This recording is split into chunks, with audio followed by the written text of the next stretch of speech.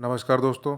Horror stories in Hindi की series में आज एक और हॉरर स्टोरी हम आपके लिए लेकर आए हैं। एक नई नवेली दुल्हन के साथ क्या हुआ, इस हॉरर स्टोरी में हम आपके साथ शेयर करेंगे। चलिए शुरू करते हैं हमारी ये नई हिंदी कहानी। सपना की अभी नई नई शादी हुई थी। शादी के कुछ दिन बाद ही पति सुरेश को ऑफिस के काम से एक हफ्ते के लिए बाहर जाना पड़ा। सपना अपने घर में अपनी सास के साथ रह रही थी।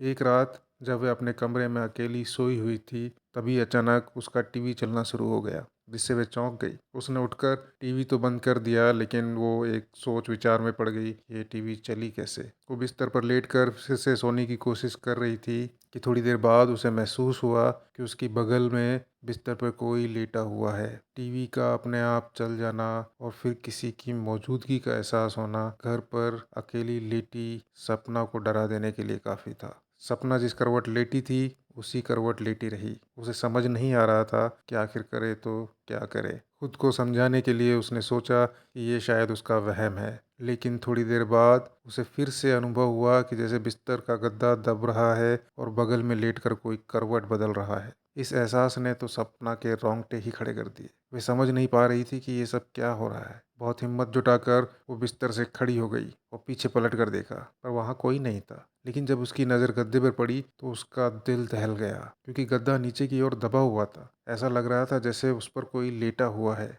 वह चिल्लाना चाहती थी, पर खौफ और डर के मारे उसके गले से आवाज़ ही नहीं निकल पाई। दिल की धड़कन अचानक बहुत तेज चलने लगी थी। घबराहट में सपना ने तकिया उठाकर उस जगह पर फेंका जहां गद्दा दबा हुआ था। ऐसा करते ही बिजली की तेजी से गद्दा ऊपर आकर ठीक हो गया।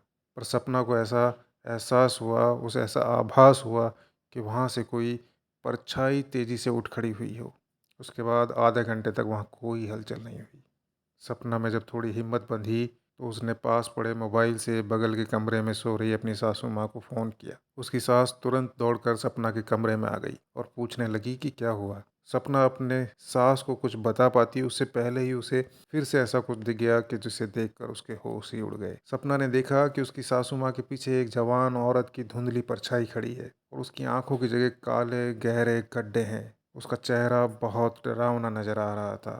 ये भयानक नज़ारा देखकर सपना वहीं बेहोश हो गई। उसी रात उसे अस्पताल में दाखिल करना पड़ा। डॉक्टर ने कहा कि डर की वजह से सपना को लो ब्लड प्रेशर की शिकायत हो गई है। सपना इतनी डर गई है कि वो दोबारा उस घर में नहीं जाना चाहती। सपना के ससुराल वाले उस मकान को छोड़ने को राजी नहीं है और इसी कारण से सपना आज भी अपने मायके में रहती है। सपना के पति सुरेश की पहले भी एक शादी हो चुकी थी और उसके ऊपर दहेज की लालच में पहली पत्नी को जहर देकर मारने का मुकदमा भी चल रहा है। सपना के परिवार वालों को शादी से पहले ये बात पता नहीं चल पाई, लेकिन इस भूतिया घटना के बाद जब सपना ने सुरेश को आप बीती सुनाई तो उसने अपनी पहली पत्नी का राज खोल दिया। हालांकि उसका कहना था कि पत्नी को उसने जहर नहीं दिया था, बल्कि उसने खुद ही जहर खाकर जान दे दी थी। अदालत में अभी भी ये मामला चल रहा है, लेकिन सपना ने उस घर में रहने से साफ इनकार कर दिया है। उम्मीद है दोस्तों आपको ये कहानी पसंद आई होगी। अगर आप हमारे चैनल पर पहली बार आए हैं तो चैनल को सब्सक्राइब जरूर कर लें।